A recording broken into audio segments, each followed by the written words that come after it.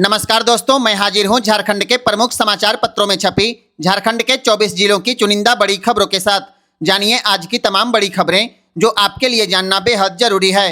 चाहे बात हो मैया सम्मान योजना की, पीएम और अबुआ आवास की, या फिर राशन कार्ड और पेंशन जैसी योजनाओं की। दुमका में मंगलवार की सुबह एसीबी ने बड़ी कार्रवाई कर दी। व्यवसायी नवीन पटवारी के घर पर 8 घंटे तक छापेमारी की गई। टीम में रांची दुमका एसीबी के अधिकारी शामिल थे। सूत्रों के मुताबिक रेड का कनेक्शन आईएएस विनय चौबे के शराब घोटाले से जुड़ा है, क्योंकि विनय चौबे की अवैध कमाई का पैसा कथित रूप से श्रवण जालान के जरिए कई जगह निवेश हुआ। श्रवण जालान नवीन पटवारी के रिश्तेदार हैं। छापेमारी के दौरान घर के अंदर से कागज फाड़ कर फेंकने की भी चर्चा है, जिसमें लाखों की स्कूल फीस से जुड़े दस्तावेज मिले हैं।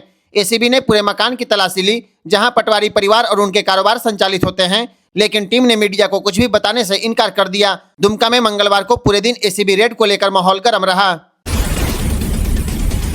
मैया सम्मान योजना को लेकर एक बड़ी खबर सामने आ गई। 15 दिसंबर से 20 दिसंबर के बीच 2 चरणों में भुगतान किया जाएगा। इस बार महिलाओं के खाते में एक साथ 16वीं और 17वीं किस्त के 5,000 रुपए भेजे जाएंगे। इसके साथ ही नए लाभार्थियों के लिए भी अच्छी खबर सामने आ गई। महिला एवं बाल विकास विभाग ने नई सूची अपडेट कर दी है। जिन महिलाओं ने हाल ही में फार्म भरा था वे अपना नाम मैया सम्मान योजना की वेबसाइट पर चेक कर सकते हैं या फिर प्रखंड कार्यालय से भी जानकारी ले पाएंगी। अगर आपका नाम सूची में जुड़ गया है तो अब आपके खाते में भी हर महीने 2500 रुपए आना शुरू हो जाएगा। अब बात करेंगे किन जिलों में कब पैसा आएगा। पहले चरण में रांची, धनबाद, देवघर, गुमला, बोकारो, लोहरदगा, जामताड़ा, जमशेदपुर, चतरा, गढ़वा, सिमडेगा और पाकुड़ के जिलों में सबसे पहले 5,000 रुपए भेजे जाएंगे। दूसरे चरण में दुमका, पलामू, हजारीबाग, गिरिडीह, गोड्डा, खूंटी, लातेहार, रामगढ़, सरायकेला खरसावां, साहेबगंज, पश्चिमी सिंहभूम और पूर्वी सिंहभूम के जिलों में भुगतान किया जाएगा। यानी 15 से 20 दिसंबर के बीच महिलाओं के खाते में बड़ी रकम आने वाली है।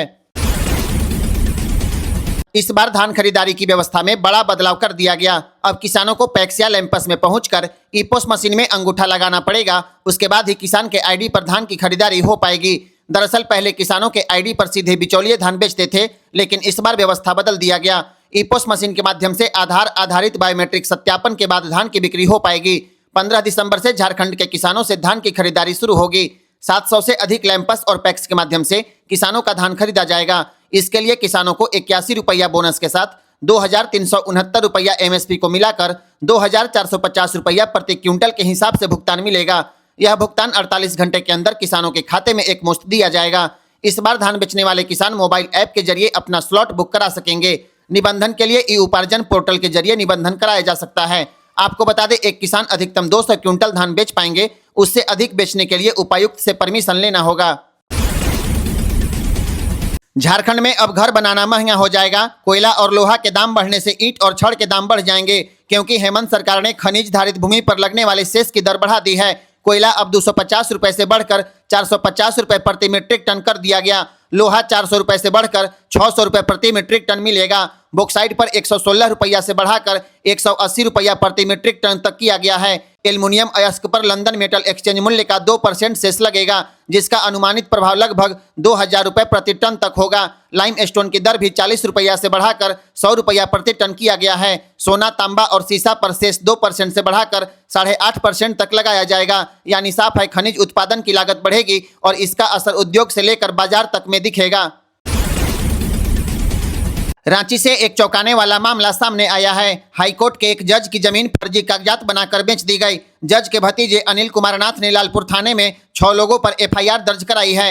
आरोप है कि 66 कट्ठा जमीन में से उनके चाचा, जो हाईकोर्ट में जज हैं, उनके हिस्से की जमीन को फर्जी दस्तावेज तैयार करके बेच दिया गया। सबसे बड़ा सवाल है, फर्जी दस्तावेज कैसे बने। शिकायतकर्ता के अनुसार आरोपी ने रेंट फिक्सेशन का नकली पेपर बनाया, उसमें वीडियो कोर्ट का हवाला दिया, जबकि रांची में कभी वीडियो कोर्ट था ही नहीं। इसके पहले भी जांच में डीसी ऑफिस से यह दस्तावेज फर्जी बताए जा चुके थे। आरोपियों में सुभाष भंडारी, षष्ठी भंडारी, अशोक विश्वकर्मा, रिपुंजय प्रसाद सिंह, राजीव चौधरी और राजेंद्र प्रसाद के नाम शामिल है। पुलिस अब पूरे मामले की जांच में जुट गई है। सवाल है कि हाईकोर्ट के जज की जमीन तक अगर सुरक्षित नहीं है तो आम लोगों की जमीन कैसे बचेगी। ग्रामीण विकास मंत्री दीपिका पांडे सिंह ने ग्रामीण सड़कों और पुलों का सभी टेंडर को रद्द करने का आदेश दिया है। उन्होंने वित्तीय वर्ष 2024-25 के सभी लंबित टेंडर को रद्द करने का आदेश दिया है। यह वही टेंडर है जिनकी निविदाएं बरसात से पहले अप्रैल और मई महीने में निकाली गई थी, लेकिन 6 महीना बीत जाने के बाद भी निपटारा नहीं हो पाया।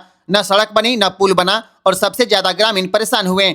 मंत्री दीपिका पांडे सिंह ने विभागीय सचिव को पत्र लिखकर कहा है कि जो भी टेंडर इतने समय से लटका हुआ है उन्हें तुरंत रद्द कर दिया जाए। अब सभी योजनाओं का नए सिरे से टेंडर जारी किया जाएगा। मुख्यमंत्री ग्रामीण सड़क योजना से जुड़ी कई सड़कें जर्जर पड़ी हैं। कई जगह शिलान्यास हो चुका है लेकिन काम शुरू नहीं किया गया। इन टेंडरों के रद्द होने के बाद उम्मीद है कि ग्रामीण इलाकों में सड़क और पुल निर्माण में तेजी आएगी। अब देखने वाली बात है कि नए टेंडर कब जारी होते हैं और ग्रामीणों को बदहाली से कब राहत मिलती है। झारखंड कैबिनेट की बैठक में छात्र, युवा और आम जनता के लिए कई अहम फैसले लिए गए। यूपीएससी प्रारंभिक परीक्षा पास करने वाले SC/ST छात्रों को अब 1.5 लाख रुपए दिए जाएंगे। योजना की आय सीमा भी 2.5 लाख रुपए से बढ़ाकर 8 लाख रुपए कर दी गई ताकि ज्यादा छात्र इसका लाभ ले सकें। गोड्डा में होम्योपैथिक कॉलेज के इंटर्न का स्टाइपेंड 10,000 रुपए से बढ़ाकर 17,500 रुपए कर दिया गया। रिम्स के 15 सहायक प्राध्यापक अब प्रोफेसर बनाए जाएंगे। गोड्डा में 127 करोड़ का नया पथ निर्माण, साहेबगंज के लिए 61 करोड़ और गुमला के बानो रोड के लिए 140 करोड़ रुपए स्वीकृत किया गया। डाल्टनगंज चैनपुर के बीच नॉर्थ कोयल नदी पर नया पुल 64 करोड़ की लागत से बनेगा। रांची के सीरमटोली मेकॉन फ्लाईओवर की रिवाइज लागत 470 करोड़ कर दी गई। इसके साथ ही कई प्रशासनिक प्रस्तावों को हरी झंडी दी गई है। कुल मिलाकर युवा, शिक्षा, सड़क, चिकित्सा और पर्यावरण हर सेक्टर को बजट में बड़ा स्थान दिया गया है। झारखंड के निलंबित IAS विनय चौबे की संपत्ति की जांच कर रही ACB ने एक बड़ा खुलासा किया है। जांच में सामने आया कि विनय चौबे ने 3 करोड़ रुपए में रांची के अशोकनगर में 20 डिसमिल जमीन खरीदी, लेकिन जमीन अपने ससुर के नाम से रजिस्ट्री करा दी। ACB के अनुसार यह जमीन 2021 में एक NRI अमिताभ नारायण से खरीदी गई थी, जिसका परिवार फिलहाल अमेरिका में रहता है। लेकिन सबसे बड़ी बात है कि पूरी राशि का भुगतान विनय चौबे और उनकी पत्नी स्वप्ना संचिता ने किया था। मीडिया रिपोर्ट के अनुसार जमीन पर पहले से मकान भी बना हुआ है। ACB के मुताबिक यह संपत्ति IAS अफसर विनय चौबे की घोषित आय से किसी भी तरह मेल नहीं खाती। ACB की जांच लगातार नए नए राज को खोल रही है। सवाल वही खड़ा है, अगर आय से मेल नहीं खाती तो करोड़ों की जमीन कहां से आई। झारखंड में 20 साल पुराने कुआं का राज एक बार फिर खुलने वाला है। ACB यानी एंटी करप्शन ब्यूरो अब उन कुआं को जमीन पर जाकर खोजेगी, क्योंकि सवाल है कि कुआं वाकई में बने थे या सिर्फ कागज पर पैसे निकाल लिए गए। दरअसल साल 2005-06 में भूमि संरक्षण विभाग ने हजारों कुआं और तालाब के निर्माण का दावा किया था। 2009 में इस मामले में 2 बड़े केस दर्ज किए गए। पूर्व मंत्री से लेकर कई अधिकारियों तक आरोप लगे, कुछ पर वारंट भी जारी हुआ और बाद में राहत मिल गई। अब ACB ने फिर से इसकी जांच शुरू कर दी है। भूमि संरक्षण निदेशालय ने ACB को 600 से ज्यादा कुआं और तालाब की नई सूची भेज दी है। लोहरदग्गा में 22, गुमला में 46, गढ़वा में 52, पलामू में 73, चतरा में 72, गिरिडीह में 61 और बाकी जिलों में भी कई रिकॉर्ड फिर से खंगाले जाएंगे। ACB की टीम अब हर लोकेशन पर जाकर देखेगी कुआं बना भी था या सिर्फ कागज पर बनाकर पैसा गायब कर दिया गया। 2 दशक के बाद शुरू हुई यह जांच बताती है कि फाइल में छुपे घोटाले चाहे जितने पुराने हो, सच एक दिन बाहर आ ही जाता है। यात्रीगण कृपया ध्यान दें, रांची से चलने वाली कई ट्रेन 13 दिसंबर को रद्द रहेगी। हटिया टाटानगर हटिया एक्सप्रेस 13 दिसंबर को पूरी तरह रद्द रहेगी। इसी तरह बर्धमान हटिया बर्धमान मेमू 9 से 14 दिसंबर तक गोमो स्टेशन तक ही आएगी और वहीं से वापस चली जाएगी। खड़गपुर हटिया एक्सप्रेस 14 दिसंबर को अपने तय समय से 1.5-2 घंटे देर से खड़गपुर स्टेशन से चलेगी। अगर आप इन रूटों पर सफर की प्लानिंग कर रहे हैं तो अपनी यात्रा की योजना तुरंत बदल लें। रेलवे ने साफ कहा है यह बदलाव विकास कार्यों के कारण अस्थायी है, लेकिन यात्रियों को अलर्ट रहना होगा।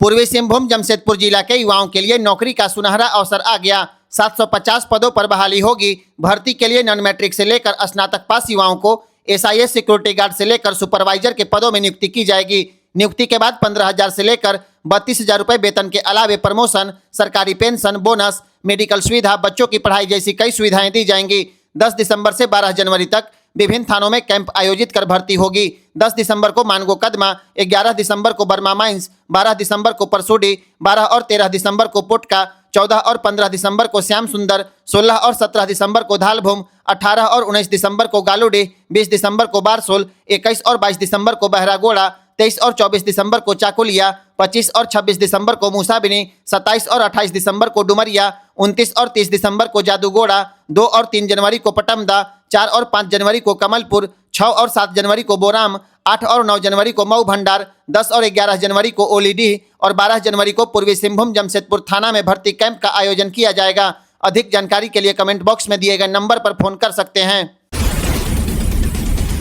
राज्य सरकार ने वर्ष 2026 की सरकारी छुट्टियां तय कर दी। कैबिनेट ने सरकारी कार्यालय, उपक्रम और बैंकों में सार्वजनिक और अन्य अवकाश घोषित करने के प्रस्ताव पर अपनी स्वीकृति दे दी है।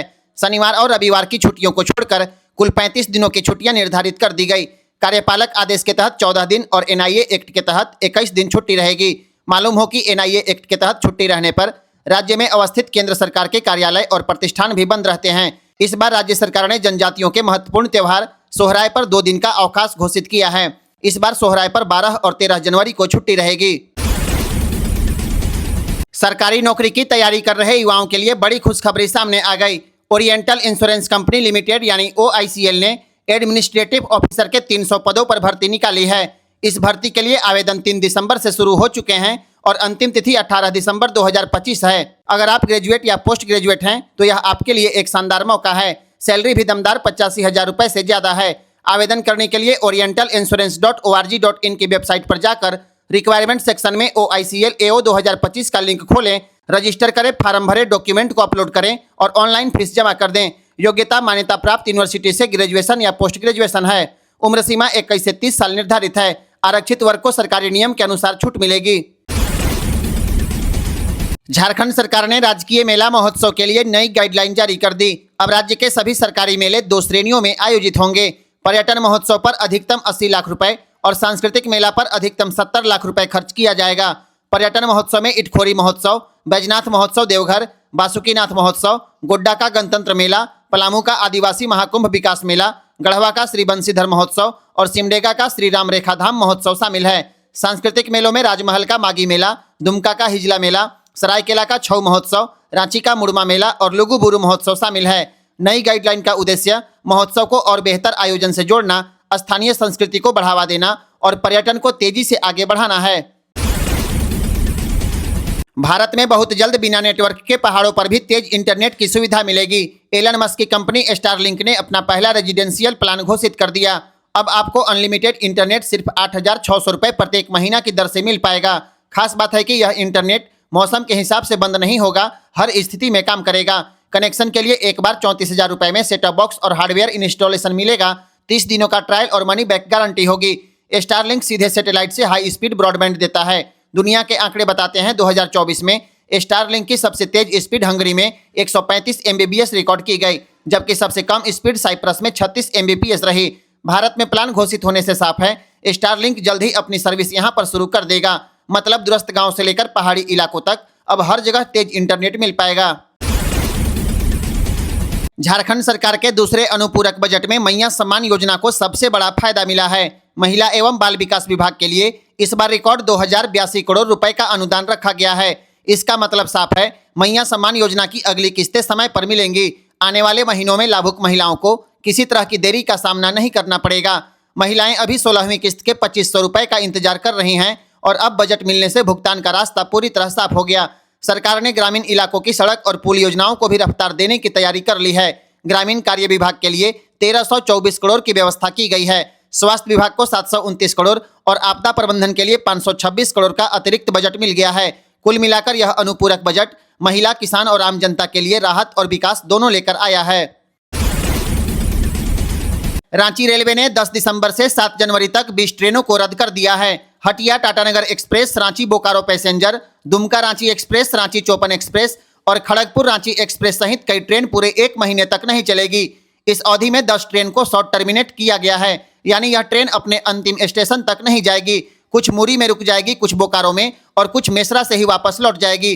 रांची सासाराम एक्सप्रेस भी कई दिनों तक पिस्का स्टेशन से चलने वाली है। अगर आप दिसंबर जनवरी में किसी ट्रेन से सफर का प्लान कर रहे हैं तो रेलवे की अपडेट जरूर चेक करें, क्योंकि 10 दिसंबर से 7 जनवरी तक रांची रूट पर कई ट्रेन नहीं चलेगी। रेलवे ने रांची स्टेशन के रिमॉडलिंग और बड़े तकनीकी काम, प्री नॉन इंटरलॉकिंग और नॉन इंटरलॉकिंग के चलते यह फैसला लिया है। झारखंड के पंचायतों को अब हेमंत सरकार पुरस्कार देगी। मुख्यमंत्री पंचायत प्रोत्साहन योजना के तहत बढ़िया काम करने वाले पंचायत, जिला परिषद और ग्राम सभा को 4 लाख से 20 लाख रुपए तक का पुरस्कार दिया जाएगा। हर जिला के एक बढ़िया पंचायत को 10 लाख, हर प्रमंडल के 5 पंचायतों को 15 लाख और पूरे राज्य के 2 जिला परिषद को 20-20 लाख रुपए दिए जाएंगे। अनुसूचित और गैर अनुसूचित क्षेत्रों की 48 ग्राम सभाओं को 4-4 लाख रुपए मिलेगा। समिति पंचायतों को 125 अंकों के आधार पर रेटिंग देगी। पानी, सड़क की स्थिति, आंगनबाड़ी, स्कूल, मीटिंग की सक्रियता, महिला पुरुष की भागीदारी सबकी जांच की जाएगी। अंत में मुख्यमंत्री हेमंत सोरेन राज्य स्तरीय समारोह में अपने हाथों से इन अवार्ड को वितरित करेंगे। पंचायती राज विभाग ने सभी जिलों को पत्र भेज दिया है और जिला स्तरीय अवार्ड समीक्षा समिति भी बना दी गई है। यह समिति पंचायतों का ऑन ग्राउंड भौतिक सत्यापन करेगी और अवार्ड के लिए नाम उपायुक्त के जरिए राज्य सरकार को भेजी जाएगी।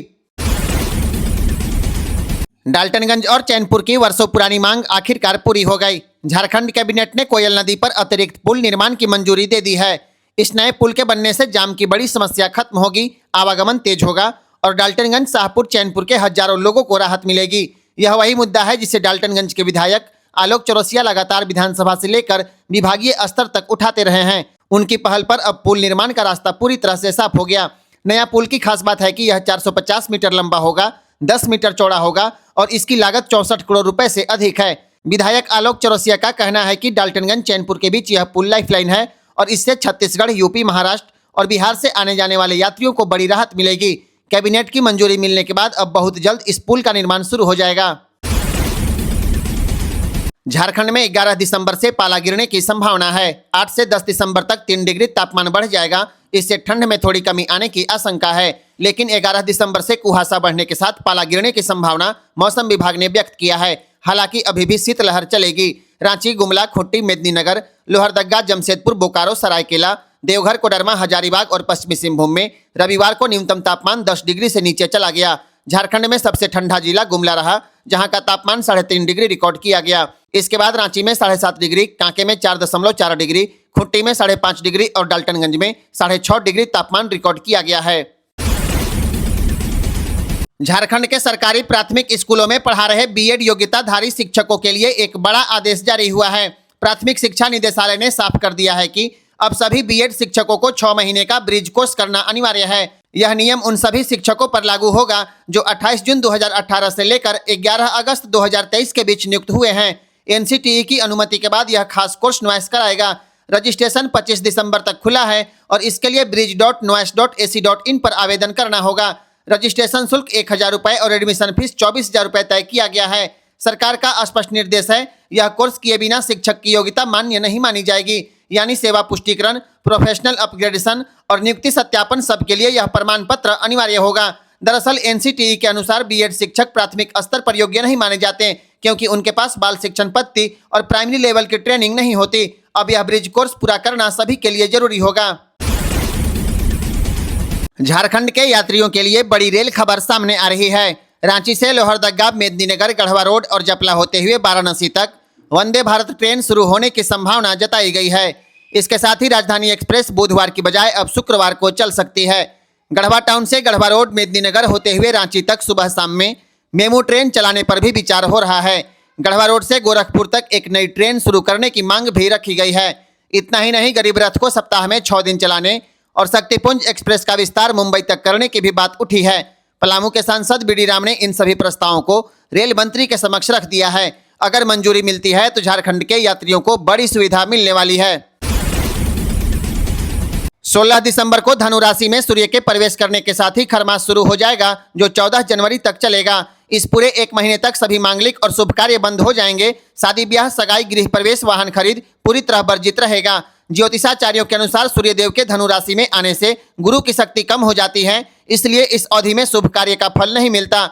मकर संक्रांति 14 जनवरी की रात लगेगी, लेकिन शास्त्रों के अनुसार इसका पुण्यकाल 15 जनवरी को सूर्योदय के बाद मनाया जाएगा।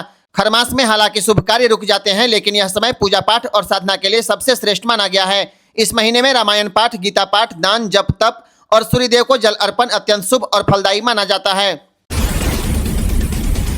हेमंत सरकार ने झारखंड के 24,37,931 नए लाभुकों को ग्रीन राशन कार्ड में नाम जोड़ने के लिए अभियान शुरू कर दिया।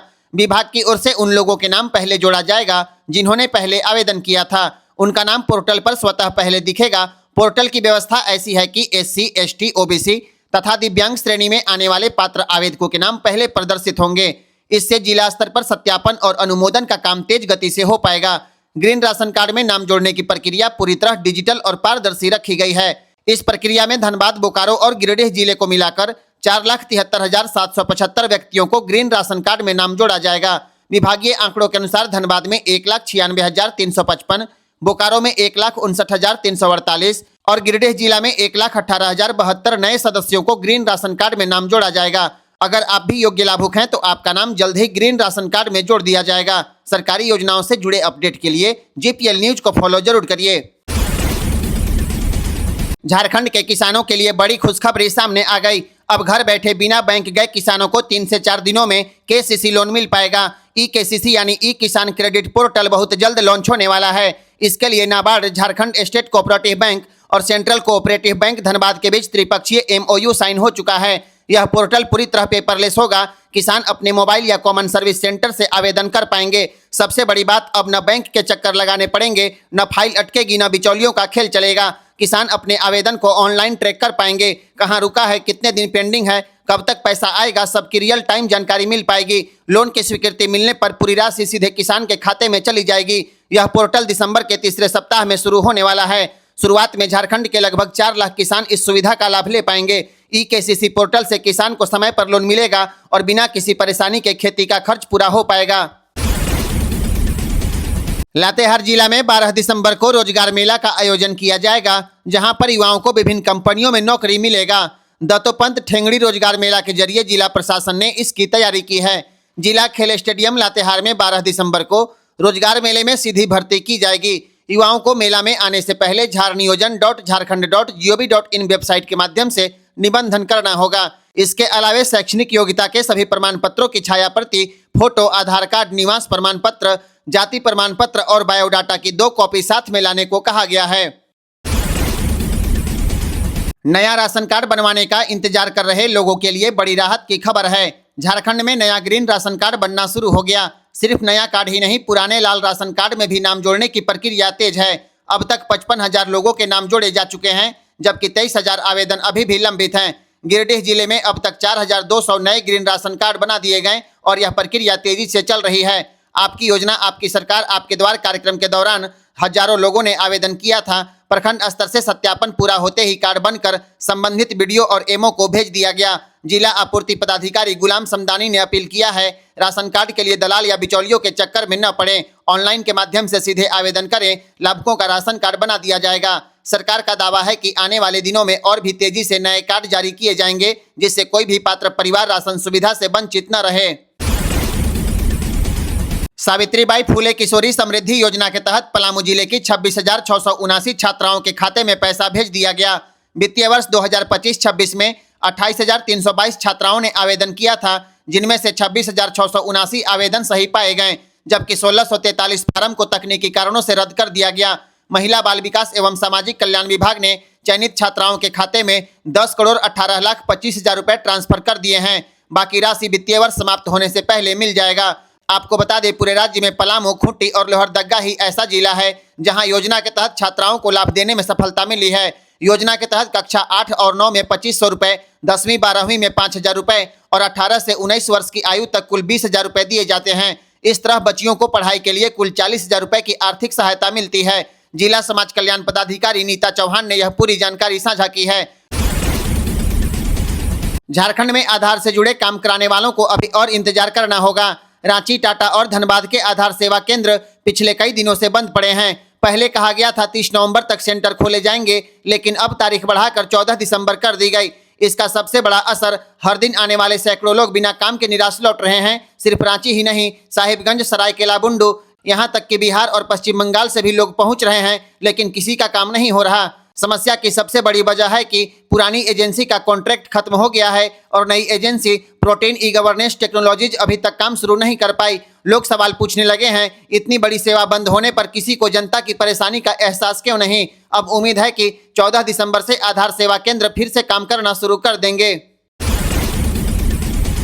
देश भर के कर्मचारियों के लिए मोदी सरकार ने बड़ी राहत दी है। केंद्र सरकार ने नई श्रम संहिता में बड़ा बदलाव कर दिया।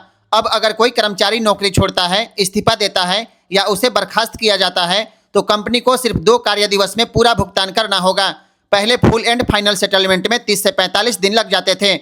कई कंपनियां अगले वेतन चक्र का इंतजार करती थी और कर्मचारियों को आर्थिक संकट झेलना पड़ता था। लेकिन अब नए नियम लागू कर दिए गए। आखिरी महीने का वेतन, बचा हुआ लीव बैलेंस और सभी भत्ते 48 घंटे में क्लियर करना अनिवार्य होगा। ग्रेच्युटी और पीएफ की समय सीमा अलग रहेगी। लेकिन सबसे बड़ी राहत, अगर किसी कर्मचारी की छटनी होती है तो अनिवार्य मुआवजे के साथ साथ सरकार ने 15 दिन की मजदूरी के बराबर एक अलग री-स्किलिंग फंड देने का प्रावधान भी जोड़ा है। नए नियम 21 नवंबर 2025 से लागू हो चुके हैं और कर्मचारियों के लिए यह बड़ा गेम चेंजर माना जा रहा है। आधार सेवा में एक बड़ा बदलाव कर दिया गया, जिसे आम लोगों को जानना बेहद जरूरी है। अब किसी परिवार में मृत व्यक्ति का आधार नंबर का दुरुपयोग नहीं हो पाएगा। इसके लिए UIDAI ने नई ऑनलाइन सुविधा शुरू कर दी। अब आप घर बैठे मृत व्यक्ति का आधार कार्ड को निष्क्रिय करा सकते हैं। इसके लिए माई आधार पोर्टल पर जाएं, report death of a family member का विकल्प चुनें और लॉगिन करें। इसके बाद मृत्यु प्रमाण पत्र जारी करने वाला राज्य चुनें, डेथ रजिस्ट्रेशन नंबर डालें, मृत व्यक्ति का नाम, जेंडर और मृत्यु की तारीख भरें, फिर डेथ सर्टिफिकेट की PDF या JPEG फाइल अपलोड करें और रिश्ते की जानकारी चुनकर फॉर्म सबमिट कर दें। सत्यापन के बाद आपका आधार नंबर को डीएक्टिवेट कर दिया जाएगा और उसका कोई भी लेनदेन में उपयोग नहीं हो पाएगा। UIDAI की यह सुविधा आपको कैसी लगी, कमेंट बॉक्स में जरूर बताएं और वीडियो को शेयर करें। झारखंड को छत्तीसगढ़ से जोड़ने वाली 2 बड़ी रेल परियोजनाओं को रेलवे मंत्रालय ने हरी झंडी दे दी। झारखंड के बरवाडीह चिरमिरी अंबिकापुर लाइन और गढ़वा रोड को रामानुजगंज बलरामपुर रेल लाइन से जोड़ा जाएगा। परियोजना में 262 किलोमीटर नई रेल लाइन बिछाई जाएगी, जो उत्तर छत्तीसगढ़, झारखंड और यूपी की कनेक्टिविटी को पूरी तरह बदल देगी। लोकसभा में रेल मंत्री अश्विनी वैष्णव ने एक अतारांकित प्रश्न के जवाब में बताया है कि इन परियोजनाओं की DPR पहले ही तैयार है और अब इन्हें प्राथमिकता के साथ आगे बढ़ाया जाएगा। इस परियोजना के लिए छत्तीसगढ़ को मिलने वाला रेल बजट इतिहास में पहली बार 22 गुना बढ़कर 6,925 करोड़ पहुंच गया है। दोहरीकरण, नई रेल लाइन और अप्रूवल की स्पीड पिछले दशक के मुकाबले 15 गुना तक बढ़ गई है। नई रेल लाइन तैयार होने पर अंबिकापुर सरगुजा क्षेत्र सीधे झारखंड, उत्तर प्रदेश और पूर्व मध्य भारत से फास्ट कनेक्ट हो जाएगा, जिससे रोजगार, व्यापार और विकास में तेजी आने वाली है।